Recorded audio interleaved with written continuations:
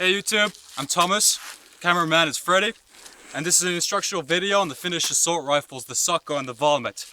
Here's a good old Kalashnikov just to start off the video, and our target is right over there. As you can see,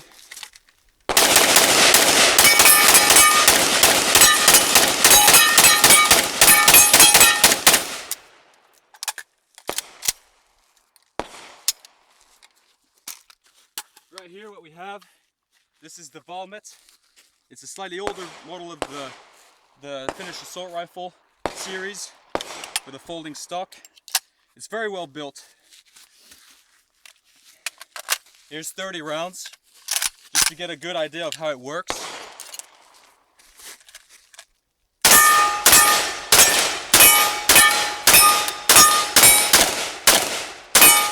You can move also a bit closer.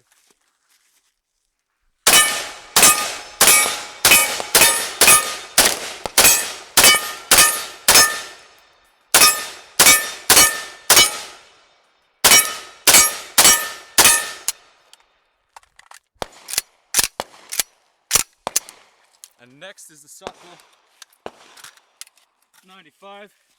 This is the newest one.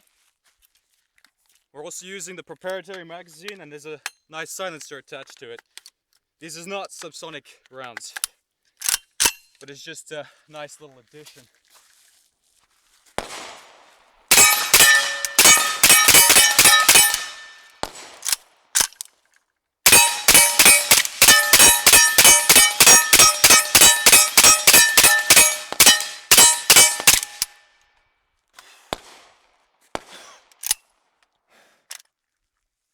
Alright, awesome.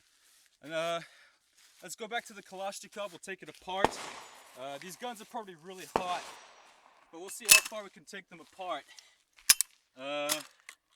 Just to compare them, the main difference is really the receiver, the barrels, where the front sights are. Actually, pretty much everything about them is different, except that they're all technically Kalashnikovs. Let's start off with this one.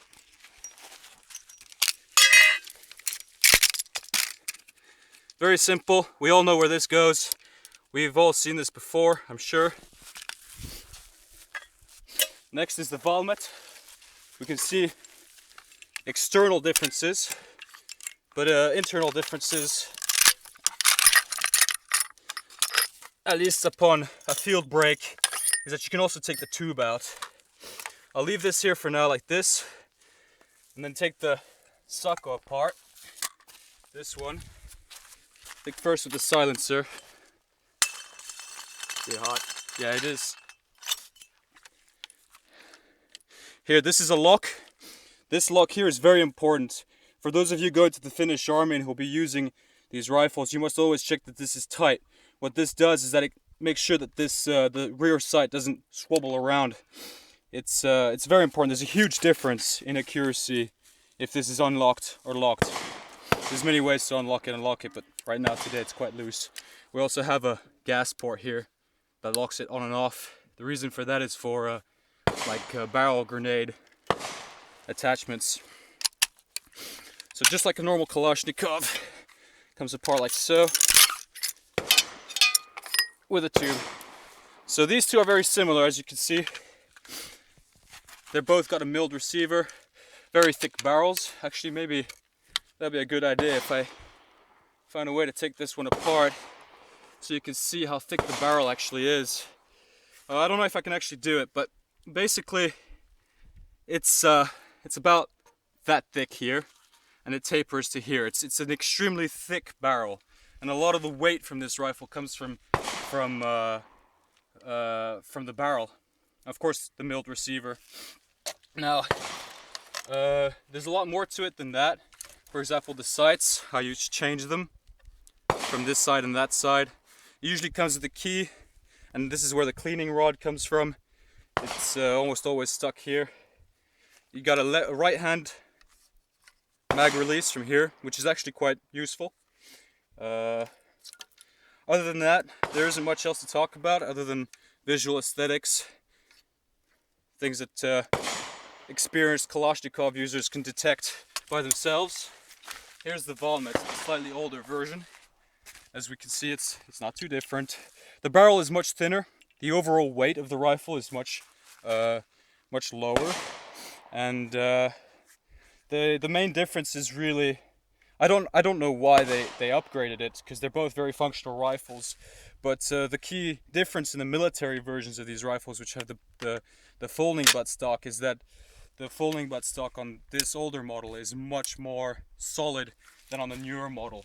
So as you can see here, it's just a one locking system, very simple. And on the military version of this rifle, what you have is these two are separate. They're not ever connected to one another here, so you have to squeeze the two together, and it unlocks them from a locking point, and then you can fold it to the side. The biggest problem with that is that if you use it a lot, it gets really loose, and then it's like loose all the time. And back right here, this is the good old Kalashnikov. Next, we should probably see the differences in the bolts, not the springs. The springs are pretty much all the same.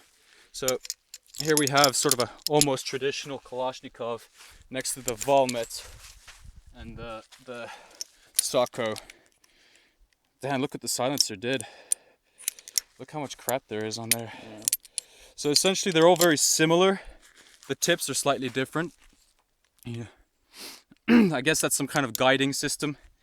And there are slight differences in the bolt face and how the bolts are designed, but essentially they're all very similar. They actually fit on each other's frames, but I wouldn't start shooting like that.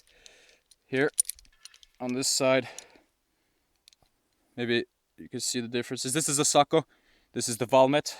It's a bit lighter. You can see that some of the features are a bit more obvious to reduce weight. On the military model of the SAKO 95, it has a much thicker, much more metal. There's a lot more metal on the bolt on this side especially, so that's one of the main differences. You'll see if you ever get a chance to open up a military version, but essentially they're all pretty much the same. There's a difference in the bolts. This one you can unscrew, you can take it off. I'm not entirely sure why.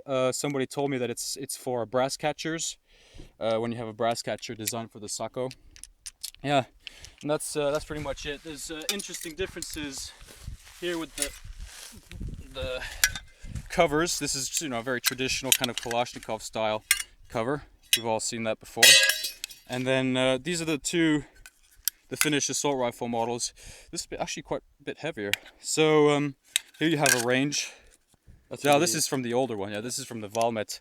So it goes all the way to 600. They're quite nice sights. You have a battle sight. Which when I was in the military service, I actually used that nearly all the time. I didn't have the Valmet, I had the 95. It also has that system, so you can pull it down. There's 3 options on the SAKO. That's 300. That's combat, and this is 300 with a 3. This is basically combat, and this is 150 meter range accuracy, like peep sights. On the Valmet, you just have the 2 options. When you set the battle sights, the Kalashnikov sights, there are glow in the dark notches so that you can actually see, but in real life applications they don't really get you very far. You're better off with a night vision. I think that's about it. What else is there to talk about? Well, I guess I'll just reassemble this one. It's really lovely. So with reassembly, you just have this tube first of all. Nothing else more complicated. Here. And then the recoil spring. So as you can see, it's identical conceptually to the Kalashnikov designs, but it's sort of a modernized version of the Kalashnikov. It's, in my opinion, it came out a couple years early because it was at a time when people and manufacturing companies could actually produce extremely high quality materials but it was just a couple years before the sort of modernized aspect of firearms, which has Picatinny or designed to carry on red dots and things to make it more modular. So it was a bit early, and if it came out a couple years later, it would have probably been very much on par with Kalashnikov models designed for modern combat usage. Although it's still completely useful. Here are the side rails. What you do is you attach a side rail here, and then you can slide your scope mounts, your Picatinny mounts and stuff like that. You can get Picatinny for this. It looks really nice actually on this rifle, a full front Picatinny, but it weighs so much that anything you do to this rifle just makes it a lot heavier. Now, weight is not a bad thing necessarily, especially with Kalashnikovs. I feel like weight might actually be a good thing sometimes. I'm gonna reassemble this. Same exact idea. We got the cast tube, fits right at the tip. Bolt and the recoil spring.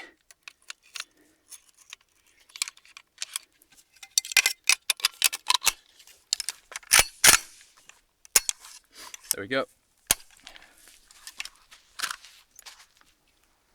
And finally the kalash. We've all been there, right?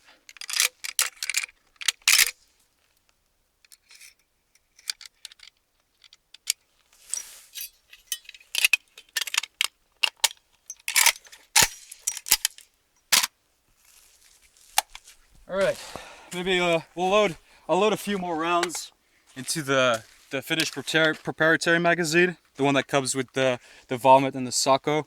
Load a few rounds and shoot it without the silencer, because you know, shooting it with and without is kind of a different thing. The nice thing about having a heavy Kalashnikov rifle like the SAKO, now I guess intentionally, when a company designs rifle, they try to make them as light as possible, but you have to also remember that the Valmet and the SAKO were designed for conscript armies. So these were rifles that had to be used extensively on a daily basis for many years. So extra metal really helps with the reliability and the lifespan of the product. I just loaded a handful of bullets, something around 10, to shoot out of the SAKO here. So you can get a good look at how the system works. There's an interesting feature with this rifle, when it's brand new anyway. The hammer has a circular wedge on it that actually fits underneath the bolt, so that you can hold the bolt back using the hammer. This isn't so popular on the military models because they've been used so much the metal has worn off, but at least this is a very interesting idea, and it works quite well. And you can just, sometimes you can push it forwards, but there we go.